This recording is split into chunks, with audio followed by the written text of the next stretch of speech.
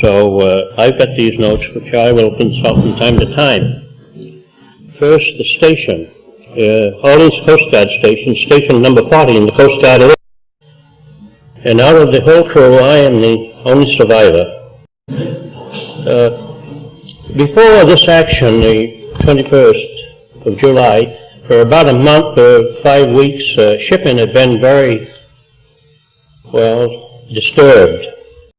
We knew that, of course, there were submarines active on the East Coast. We knew that a lot of fishing boats had been sunk, had been burnt on the banks. Along about 10 o'clock, I went up to my bunk to get 40 winks.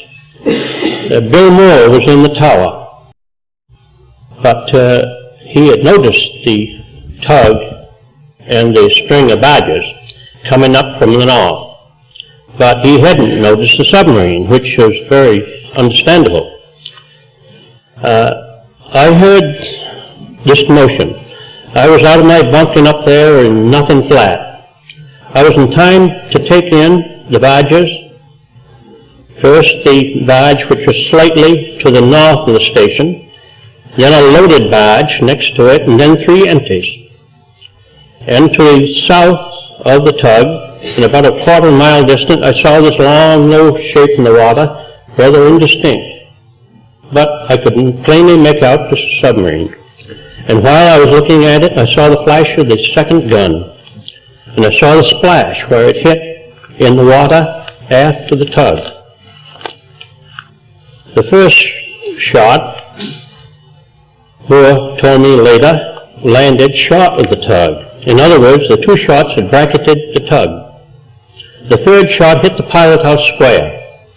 I could see it.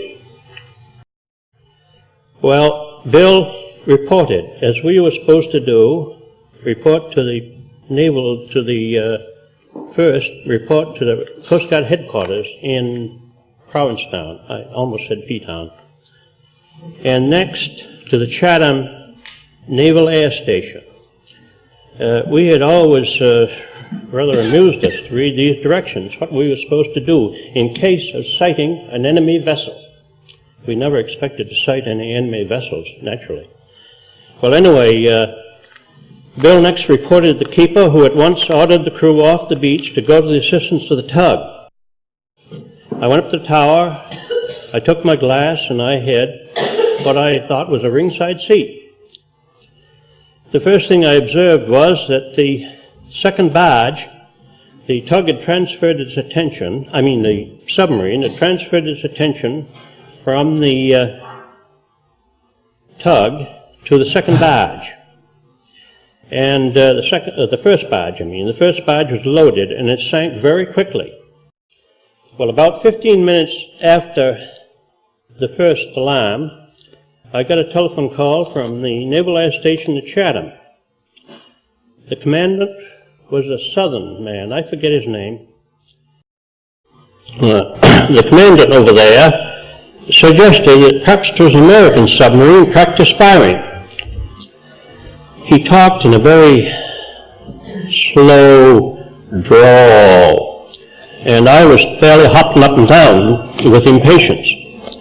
I thought that the times demanded action, but I did get action in the sense that he finally admitted that after all, an American submarine wouldn't be sinking American barges.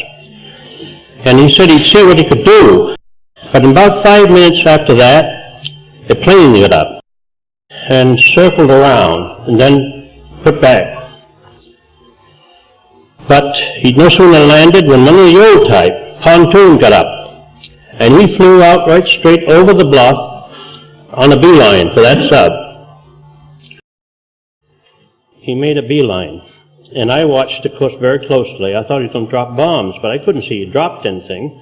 It appeared to me that he was trying to frighten the sub, and the sub just wouldn't frighten. They paid no attention to him. Later, now this is hearsay, I heard that he dropped a monkey wrench on him, that he fired one at him. Now, I repeat, it's got to be hearsay. I couldn't possibly see it at the distance I was. But anyway, they kept right on firing. By this time, they'd pretty well shot up the rest of the barges. In fact, they they intermittently went back to the tug. They never did succeed in sinking the tug. They merely set it to fire. And it was a steel tug, and the woodwork burnt, like the pilot house and the like of that. But the barges sank quite readily, except the one barge which sank stern up, and the stern was up for perhaps a week. Well, anyway, and then they submerged, and as I thought, took off. And I so reported to the two places, Provincetown and the Naval Air Station, that they'd gone. Well, I was mistaken. About 5 minutes afterwards, there they were again. This time, though, they were pointed directly toward shore. Before, they'd been broadside to the beach. Anyway, I stuck there and I watched. Pretty soon the flash came, and I waited, and pretty soon, right by my window, just to the left of the station, which would be in the north, came the scream of the shell. It sounded something like an express train going through a tunnel. And as I understand it, and again, this is hearsay, it landed in the river. Somebody can probably pinpoint it a little bit better than that.